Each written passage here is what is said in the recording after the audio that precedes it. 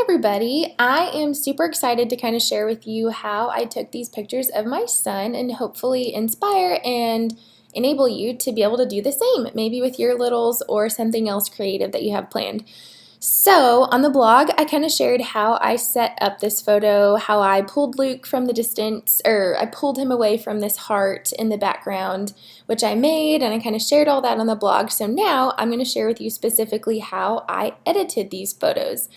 And I'm purposefully not going to use a preset so that I can show you how to use these settings over here on your right. So if you're not familiar with Lightroom, over here on the right is all of your adjustment settings. So all through here, and I'm going to keep it simple and kind of stay up here toward the top for you guys. Right here is your bar of brushes and your clone tool, your healing tool, your cropping, all that stuff right there. Over here on your left is your history. You can see all the stuff that I have done to this photo, which I have reset it for you so that I can walk you through everything. These are my presets right here. I typically have one that I use that's very subtle that I made myself, and so I'm going to walk you through that now. So that's a little bit about Lightroom for you. So to start, I am going to straighten this photo. This is my biggest pet peeve. So when there are lines in the photo, you can see this should be a horizontal line and it's not. So I'm going to come over here to the right and click once on this crop and straighten tool. And once you do, you can click in the gray area and then move your finger around to get your feeling for it. But I'm going to adjust it here, and then with the keyboard click R, and that was totally overshooting it. So I'm going to come back this way and this line will kind of help you there. There, keyboard click R, and then that crops to there. Perfect. Now I'm going to hold down my shift key so that way it doesn't take away from, there we go. See how when I'm not holding down shift it pulls the crop everywhere? So I'm going to reset that and show you again. So straightening it here, and then I'm going to hold down my shift key and then pull in so that it pulls the top and the side at the same time. Click R, and I like that. That's good. So now that I've straightened it, I'm going to scroll down to the bottom and do my lens correction, which is under the basic lens correction tool. Click lens correction. Now watch with me again here. You can just see in the corners of the image where it's correcting it.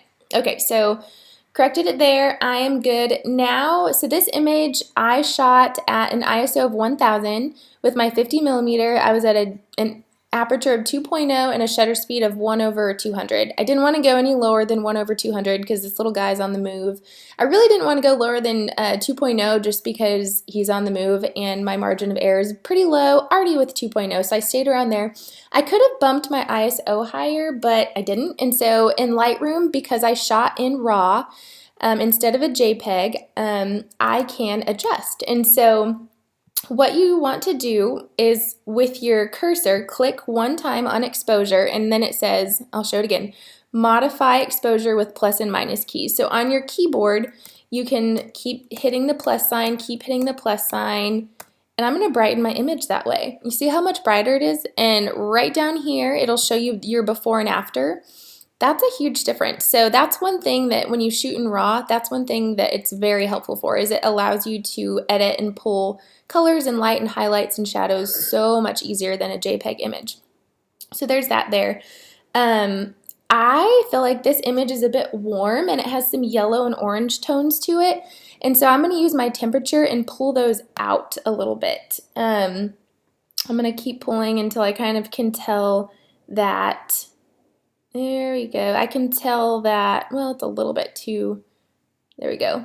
Our walls in here are a gray, and so that looks a little bit better.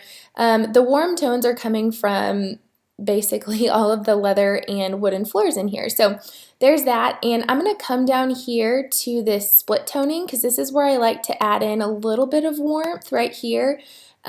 Usually I'll kind of hang around in here like between the 30 and the 40, and then with the saturation you can see what it does. But if you just add a little bit, you can kind of see a little bit of warmth coming back to Luke's face here. So I'm going to do that. I'm going to kind of pull out the shadows, pull out the blacks, because I tend to do that a lot. Add a little bit of pop back in there with the contrast, maybe pull in the highlights. If you want to know what these bars do, the best way to do that is to drag them from one side to the other, one extreme to the other. Later, I will have a little more in-depth help on settings in Lightroom, so this is going to be a little bit quicker and you can watch me go. Because there are some pinks in this image, because of the red heart and Luke's shirt, I'm going to take away some of the pinks. So I'm going to kind of move a little bit toward the greens, and maybe I'm going to go -4 kind of in there. That's a little bit better. And if you've been staring at the photo for too long, feel free to look at your before and after and kind of get a feel for that. So I'm going to scroll down to the tone curve. I'm going to pull some lights a little bit. I'm going to make it a little bit brighter, kind of pull out some darks, pop with some shadow. We'll add some highlights back in, kind of pull that down. See how, ooh, that doesn't look good. But just a little bit of highlights helps, because if you pull it this way, that's way too bright. I'm going to kind of hang out right there. So I'm liking this, and then you scroll down a little bit further. I still see some yellows in there, so I'm going to kind of pull out some yellows by doing this. See how when you pull all of them out, it looks a little bit too much? And then when you go to this side, there's a lot, so I'm going to kind of hang out a little bit right here. I'm going to go to the reds, because I'm going to even brighten the reds in this picture even more. See the extremes going back and forth. Woo, you can totally take the red out. So seeing kind of that purpose, how you use that there. Let's see. Okay, so I'm liking this. So let me see a before and after. Okay, so there's a pretty good difference there. I helped the white balance, which is this up here. Took out the yellows, took out some of the pinks, helped his skin color, his skin tone just a little bit, which I'm gonna add a little bit of more warmth to his skin tones by adjusting this right here. I don't want to totally take away from the blue. There we go, the blue background. So once I kind of play around with this, the best part here is these series of photos right here. I can click my shift on my keyboard, shift, and then click the last image in this row. And then I'm going to click sync down here, and I'm going to synchronize every setting that I just did to all these photos. And so it's going to apply that to every one of them, which is amazing. So I don't have to go and do that to every one of these photos. Now what I do have to do is go through and adjust the crop and this here. Okay, there you go. And then sometimes, so you can do this to images. You can synchronize set images if they are in the same location and you have not changed your settings. So obviously if you change locations or if you change your settings, then you're going to have to adjust what you're synchronizing them with. So I will do this in a session whenever I'm taking a picture of somebody who is in one spot. I will synchronize all those images, and as I go through, I will just adjust ever so slightly where I see that I need to. And so that's what you're going to watch me do here. I'm going to kind of pull down the highlights a little bit, because see this side of his face to the, it's our right side, his left side. You can see where it's a little bit brighter because our window was on that side of him. I'm going to keep going. I'm going to straighten this image. This is my pet peeve. You could obviously avoid this by being slower in camera, but I was hurrying so quickly so that I wouldn't miss him getting off of his chair. So that's why I was crooked. I'm going to crop this down because I also like for my subjects to be in the middle, if like in this example. I'm going to pull in the crop here. There we go. Oh, he's cute. I'm going to keep going. This last image here, this next one that I'm about to show you, I'm going to go a little bit more in depth. Here, I'm going to center him right there. This one. Okay, so you can tell it's different from these because I actually scooted him back, which meant that he was in a little bit more direct line to the window. So you can tell this image is brighter than the last. So I'm going to click on my exposure again and take the minus keys down just a little bit. And then I'm going to take the highlights down a little bit and maybe pop out the shadows some and maybe the whites down a little bit. Generally, all my images are very consistent in that when I edit, I will always pull out the highlights, always pull out the blacks, and then pop just a little bit with the contrast. And then same here, it tends to always look like a backwards C. So there's just a little tidbit there. So if you're wanting to be consistent with your editing, notice your tendencies when you edit and try to mimic those, whether it's drastic or not. So in this image, I really like it, but I'm going to be really nitpicky and share that when you look at his face, you can zoom in here. Oh, it looks like he has some food on his eyebrow. No, kind of. When you look at his face, the left side is darker and the right side's brighter. So I'm going to show you a tool on how to fix this. So up here is my brush, and I clicked on the shadows, and when I clicked on the shadows, I can tell that it's going to take out the shadows. It's going to decrease the shadow. And you can see that my brush is small enough to cover his face, and so I'm going to take out that side of his face, even like kind of in his hair right there.